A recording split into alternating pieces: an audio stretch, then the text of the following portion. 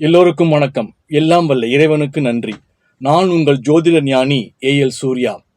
இன்னைக்கு நம்ம என்ன பார்க்க போறோம்னா, விசித்திரமான காதல், விசித்திரமான திருமணம், திருமணத்திற்கும் மீறிய தகாத உறவு வைக்கக்கூடிய ஜாதக அமைப்பு எப்படி இருக்கும்ன்றத பார்ப்போம். பொதுவாக பார்த்தா திருமண வயசு வந்துருச்சு, உங்களுடைய பெண்ணுக்கோ இல்லை பையனுக்கோ திருமண வயசு வந்துருச்சு.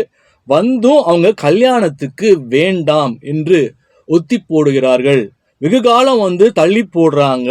அப்படின்னா அவங்களுடைய ஜாதக அமைப்புல சுக்கிரன் எப்படி இருக்கார் அப்படிங்கிறத முக்கியமா அவரு வக்ரமாகி இருக்காரான்னு நீங்க பார்க்கணும். ஒரு ஜாதகத்துல சுக்கிரன் வக்ரமாகி இருந்தால் அவர்களுக்கு ஒன்று திருமண தாமதம் ஏற்படும். நான் பார்த்த ஜாதகம் வரையும் ஒன்று திருமணம் தாமதமான திருமணம், 36 வயசுல நடக்கிறது, இல்லை 38-40 வயசுல நடக்கிறது. பெண்ணாக இருந்தால் 30 வயசுல நடக்கிறது, 35 வயசுல நடக்கிறது. ஸோ சுக்கிரன் வக்ரமாகி இருந்தார்னா இந்த அமைப்பு இயல்பாக ஏற்படும். அப்படி ஒருவேளை சீக்கிரமாவே கல்யாணம் ஆயிடுச்சு, சுக்கிரன் வக்ரமாகி இருந்தும் சீக்கிரமாவே திருமணம் நடைபெற்றால் அந்த திருமணம் பார்த்தீங்கன்னா நான் பார்த்த வரைக்கும் 80% ஒரு 5 ஆண்டுகள் வாழ்வாங்க, இல்லை 7 ஆண்டுகள் வாழ்வாங்க, இல்லை 10 ஆண்டுகள் கூட வாழ்வாங்க. ஆனால் டைவர்ஸ் ஏற்படும், அதாவது திருமண முறிவு ஏற்படும். அப்போ சுக்கிரன் வக்ரமாகி இருந்தாவே ஏற்படுமா அப்படின்னா கிடையாது. குருவோட பார்வை கிடைச்சிருந்தது அப்படின்ற பட்சத்தில் அந்த திருமணம் தாமதமும் ஏற்படாமல் போகலாம். அதே மாதிரி திருமணம் வெற்றிகரமான திருமண தம்பதியராகவும் அவங்க வாழலாம். நான் பார்த்த சில ஜாதகங்கள் பார்த்தீங்கன்னா, சமீபமாக பார்த்தேன், சுக்கிரன் ஒரு ஜாதகருக்கு வக்ரமாகி இருந்தது. வக்ரமாகி திருமணம் தாமதமான திருமணமாக அவங்களுக்கு நடந்தது. ஆனால் பார்த்தீங்கன்னா கணவன் மனைவி இருவருக்கும் தாம்பத்தியத்தில் ஈடுபடாமலே குடும்பம் நடத்துறாங்க, வாழ்ந்து கொண்டு வருகிறார்கள். குழந்தை வேணாங்கிறாங்க. கணவன் மனைவி இருவருக்குமே தாம்பத்தியத்தில் ஈடுபாடு பெரிய அளவுக்கு கிடையாது, எங்களுக்குள்ள பல வருடங்களாக தாம்பத்தியமே கிடையாதுன்னு சொல்றாரு அவர். அப்ப தாம்பத்தியத்துல ஈடுபட்டாதான் குழந்தை பிறக்கும். அதனால அவங்களுக்கு கல்யாணம் ஆகி ஒரு 6 வருஷம் ஆகியும் குழந்தை இப்ப வரைக்கும் பிறக்கல.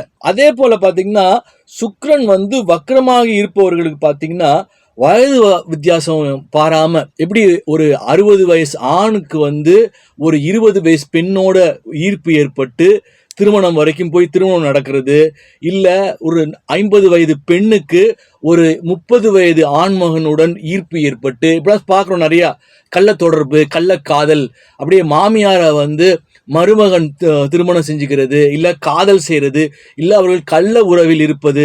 இதெல்லாம் காரணம் என்னன்னு பார்த்தீங்கன்னா சுக்கிரன் தான் மேஜரான காரணம். ஆனால் சுக்கிரன் மட்டும் காரணம் இல்லை. சுக்கிரன் ஒரு ஜாதகத்துல வக்ரமாகி அதோட பார்த்தீங்கன்னா புதனும் நீசமாகி இருந்தால், புதன் எங்க நீசமாவாரு?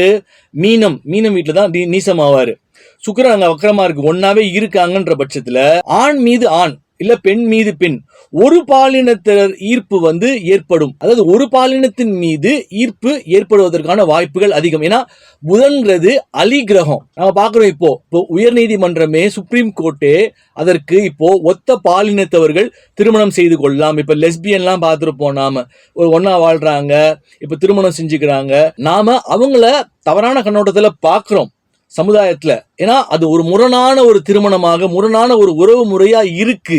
ஆனா அதற்கு அவர்கள் மட்டும் காரணம் கிடையாது. கிரகங்கள் தான் மனிதனை ஆட்டி படைக்குது. கிரகங்கள் தான் மேஜரான காரணம்னு சொல்லுவேன். சுக்கிரன் வக்ரமாகி இருந்தாலே திருமணம் காலியா அவுட்டான்னு கேட்டா அதற்கு நிவர்த்தி உண்டு, அதற்கு பரிகாரம் உண்டு. இப்போ சுக்கிரனோட ராகுவோ கேதுவோ இருந்தால் அந்த திருமணம், எல்லா திருமணமும் தோல்வி அடைகிறது கிடையாது, சிறப்பான திருமணமாக அமைவதும் உண்டு.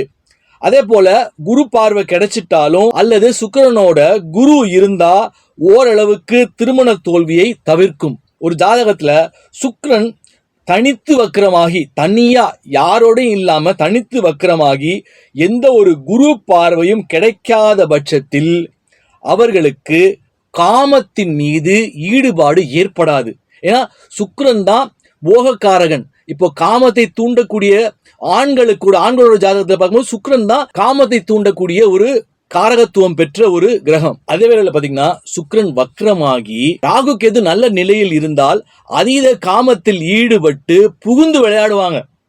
காமத்தின் உச்சகட்டத்திற்கு ஈடுபட்டு எல்லா விதமான புணருதல், கூச்சம் இல்லாம காமத்துல உச்சகட்டத்தில் ஈடுபடுவாங்க. அதே போல ஒரு ஜாதக அமைப்புல சுக்கிரன் ராகு சேர்க்கை, சந்திரன் ராகு சேர்க்கை இருந்தால் அவர்களுக்கு கள்ள தொடர்பு ஏற்படும். எல்லாருக்கும் ஏற்படுமானா 80% நம்ம பார்த்த வரைக்கும் ஏற்படும். சுக்கிரனோ ராகுவும் சேர்ந்து இருக்கு, இல்ல சந்திரன் ராகு, ஏன்னா சந்திரன் மனோகாரகன், இப்போ ராகு போகக்காரகன். அப்படிப்பட்ட பட்சத்துல அவர்களுக்கு திருமணத்தை மீறி ஒரு பெண்ணாக இருந்தால் கல்யாணம் ஆன பிறகு ஒரு ஆண் மீது, ஒரு கணவரை தவிர ஒரு ஆண் மீது ஈர்ப்பு ஏற்பட்டு அவர்கள் ஓடி போறது, இல்ல ஒரு ஆண் மகன் திருமணம் ஆன பிறகு மனைவியை தாண்டி வேற ஒரு பெண்ணோட ஈர்ப்பு ஏற்பட்டு, இப்போ சமீபமாக நான் பார்க்கும்போது சுக்கிரன் வக்கரமாகி திருமணம் தாமதம் சொல்லியிருப்பேன், இருவரும் தாம்பத்தியத்தில் ஈடுபடலன்னு சொல்லியிருப்பேன். ஆனா அவருக்கு பாத்தீங்கன்னா கிட்டத்தட்ட இப்ப பார்த்தா 41 வயது ஆகுது. அவருக்கு 20 வயது பெண் மீது ஈர்ப்பு ஏற்பட்டு நான் திருமணம் செஞ்சுக்கலாமா அந்த பொண்ணு அப்படின்னு கேட்கிறாரு. அதே போல சுக்கிரன் மறைவு ஸ்தானங்கள்ல இருந்தா 6, 8, 12 மறைவு ஸ்தானம்னு சொல்லுவோம். அப்படி சுக்கிரன் தனித்து இருந்து மறைவு ஸ்தானங்கள் இருந்தா 80% அவர்கள் ஒழுக்கம் உள்ளவர்களாக ஒருவனுக்கு ஒரு தீ அப்படின்ற ஒரு கான்செப்ட்ல வாழ்வாங்க. இல்ல சுக்கிரன் தனித்து 5ஆம் இடத்திலோ 7ஆம் இடத்திலோ 9ஆம் இடத்திலோ இருக்கும்போது யாரோட நட்சத்திர கால் வாங்கியிருக்காருன்னு பார்க்கணும். செவ்வாயோட நட்சத்திர கால் வாங்கியிருக்காரா, அப்போ அவர்களுக்கு காமத்தின் மீது அதீத ஈடுபாடு ஏற்படும். ஏன்னா செவ்வாய் என்பது இரத்தக்காரகன், சகோதரக்காரகன். இப்போ செவ்வாய் ஒரு ஜாதகத்துல பார்த்தா லக்னத்தை பாக்குதுன்னு வச்சுக்கோங்க. ஒரு செவ்வாய் தனித்த செவ்வாய் பாக்குது அப்படின்னா அவர் என்ன நிலையில இருக்காருன்னு பார்க்கணும், உச்சமா இருக்காரா அப்படின்னு பார்க்கணும். அப்போ ஓரளவுக்கு வாக்குவாதம் உடையவர்களாக இருப்பார்கள். ஆனா அதே வேளையில செவ்வாய் சனி ராகுவோட சேர்ந்து இருந்து லக்னத்தை பார்க்கும் பட்சத்தில் அவர்களுக்கு காமத்தின் மீது அதீத ஈடுபாடு இருக்கும். அதே வேளையில் அந்த ஜாதகரோ ஜாதகியோ கடுமையான கோபக்காரராகவும் அதே வேளை முரட்டு சுபாவம் உடையவராகவும் இருப்பாங்க. இப்போ பொதுவாகவே பார்த்தீங்கன்னா நெருப்பு ராசி, மேஷ ராசி, சிம்ம ராசி, தனுசு ராசிக்காரர்கள்லாம் பார்த்தீங்கன்னா அவர்களுக்கு ஒரு எடுத்தோம் அப்படியே என்ன சொல்றது முன்கோபக்காரர்களாக இருப்பாங்க. மேஷமும் சிம்மமும் கேட்கவே தேவையில்லைன்னா மேஷம் செவ்வாய் வீடு, சிம்மம் சூரியனோட வீடு. நெருப்பு, சூரியன் நெருப்பு காரகன். அப்போ உச்சகட்ட கோபம் ஒரு சிம்ம ராசிக்காரர்களுக்கெல்லாம் ஒரு விஷயம் செய்யணும், நம்மளை பழி வாங்கணும் அப்படின்னா பழி வாங்கி விடுவார்கள். இவர்கள்லாம் ரொம்ப கோபம் ஜாஸ்தி வரக்கூடிய ராசி இதெல்லாம். இதே போல தொடர்ச்சியாக அடுத்தடுத்த வீடியோஸ்ல வேறு வேறு அமைப்புகள், ஜாதக அமைப்புலாம் பார்ப்போம். ஸோ இந்த வீடியோ பிடிச்சிருந்தா லைக் பண்ணுங்க, ஷேர் பண்ணுங்க, கமெண்ட் பண்ணுங்க. சப்ஸ்கிரைப் பண்ணாலும் சப்ஸ்கிரைப் பண்ணிக்கோங்க. அப்பதான் தொடர்ச்சியா போடக்கூடிய எல்லா வீடியோஸும் வரும். அடுத்த வீடியோவில் சந்திப்போம். நன்றி, வணக்கம். இப்போ ஜாதகம் பார்க்குறவங்க நான் என்ன சொல்லுவேன்னா, கருங்காலி மாலை அண்ட் கருங்காலி பிரேஸ்லெட் இதெல்லாம் நீங்க ஒரு பாசிட்டிவ் மைண்ட் வேணும், ஒரு லைஃப்ல நிறைய பண வரவு வரணும், நான் எதை தொட்டு கொடுக்குறேனோ சுபிக்ஷம் தொலங்காதவனும் தொலங்கிடுவான், நான் தொட்டாவே தொலங்கிடுவானுங்க. ஸோ நான் பிரார்த்தனை பண்ணி அந்த இதை கொடுத்துட்டு இருக்கேன், அந்த மாலையும் பிரேஸ்லெட்டும். அது கொஞ்சம் காஸ்ட்லி தான், அது வெளியில கம்பேர் பண்ணும்போது அது காஸ்ட்லி. பட் ஆனால் பவித்திரமான ஒரு இடத்துல வாங்கி அதை பூஜை பண்ணி நான் பிரார்த்தனை பண்ணி தான் கொடுக்கறது. விருப்பமா இருக்கவங்க இந்த வாட்ஸ்அப்புக்கு நீங்க தொடர்பு கொண்டு அந்த மாலை பிரேஸ்லெட்டை வாங்கிக்கலாம்.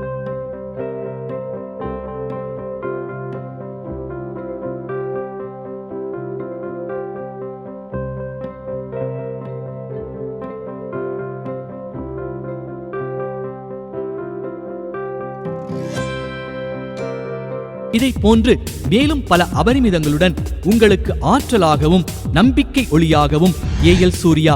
இந்த பதிவு உங்களுக்கு பிடித்திருக்கும் பட்சத்தில் இதனை உங்கள் நண்பர்களுக்கும் நல் உறவுகளுக்கும் பகிர்ந்து அவர்கள் வாழ்வை ஒளிரச் செய்து பிரபஞ்சத்தின் ஆசீர்வாதங்களை அபரிமிதங்களாக